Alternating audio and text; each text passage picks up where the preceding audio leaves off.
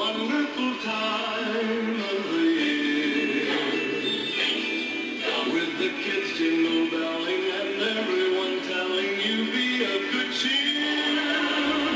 It's the most wonderful time of the year. It's the Good old Granny. Christmas time. The old movies. Christmas means a lot of different things to a lot of different people. The holidays. Of course, there's other holidays around the same time of year. Hanukkah, winter solstice, so many more. But for a large portion of the world, a phenomenon has occurred in the last few decades with Christmas.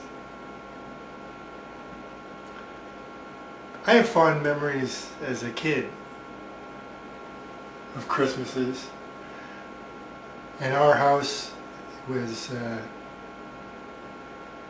was a time where family got together and enjoyed each other's company and music and food, and it was a time of being thankful, and it was just a magical time overall. And that's the way it's remained in my family. That one part of it has definitely remained. But like probably just about anybody, what we didn't realize as the years went on celebrating Christmas, like most of us, we just didn't realize what really the system was.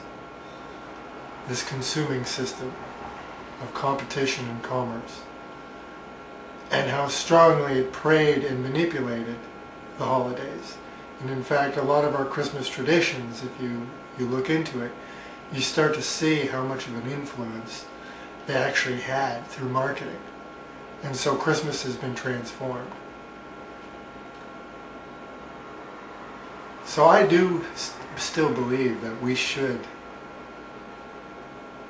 celebrate the winter season, the coming of the new year.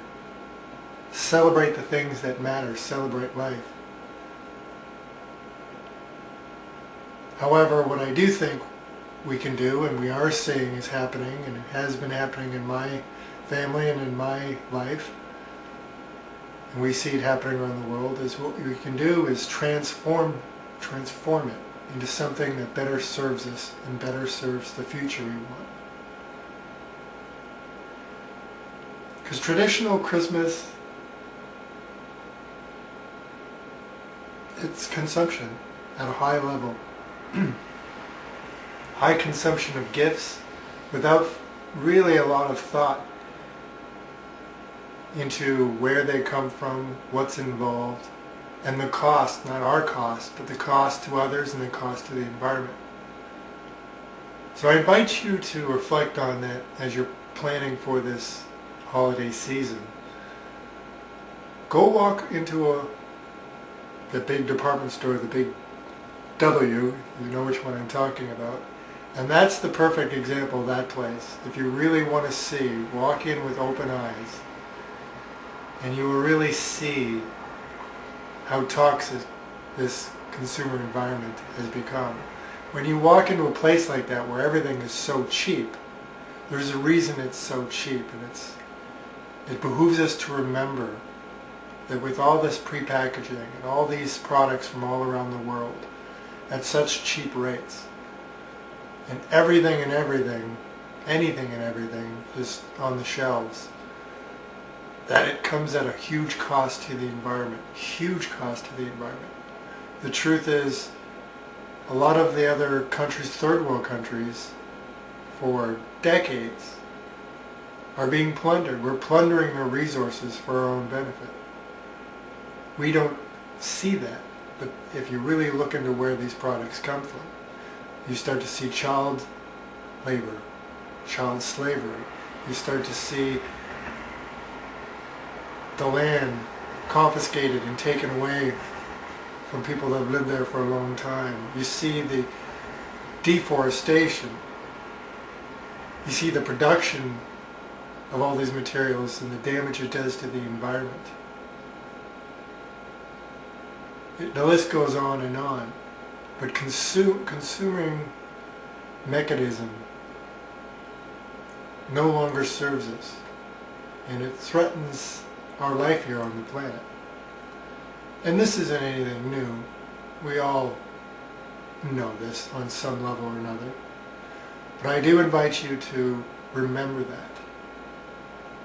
And first and foremost, if you can cut back on the consuming in your everyday life, please do so. And I can assure you, for those that have been doing it for a long time, cutting back and simplifying, it frees you up. It really does. It really is a gift. But as it relates to the holidays,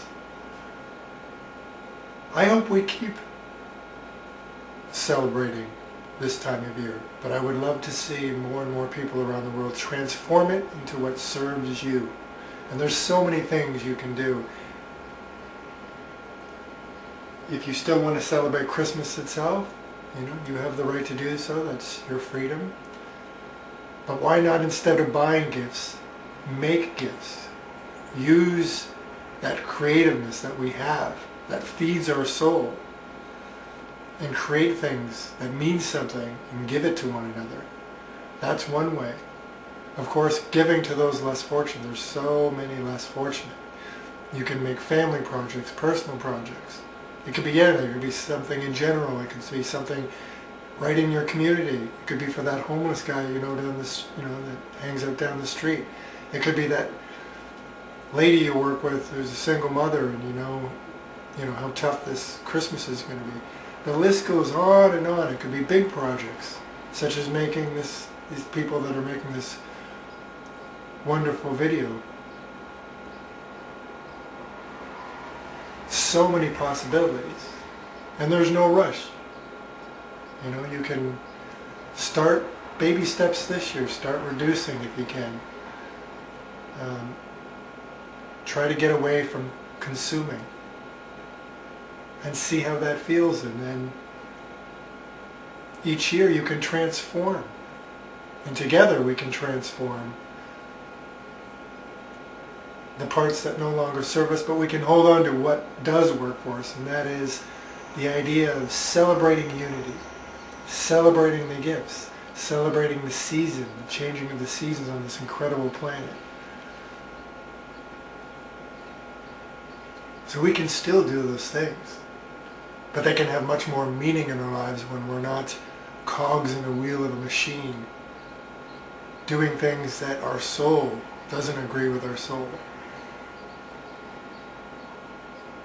So I encourage all of you, transform your life, of course, but you can start with transforming your holidays into anything you want it to be. Anything you want it to be. Your only limitation is your imagination, and there is no limits to the imagination. So I practice this in my life and will continue to do that, and especially during the holidays.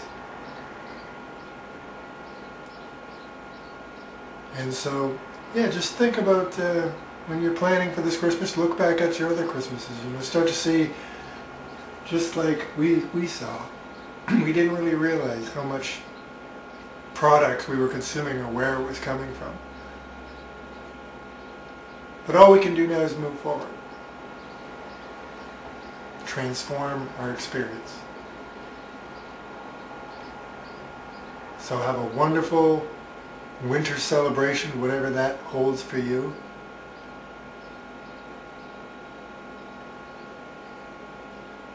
And all my love.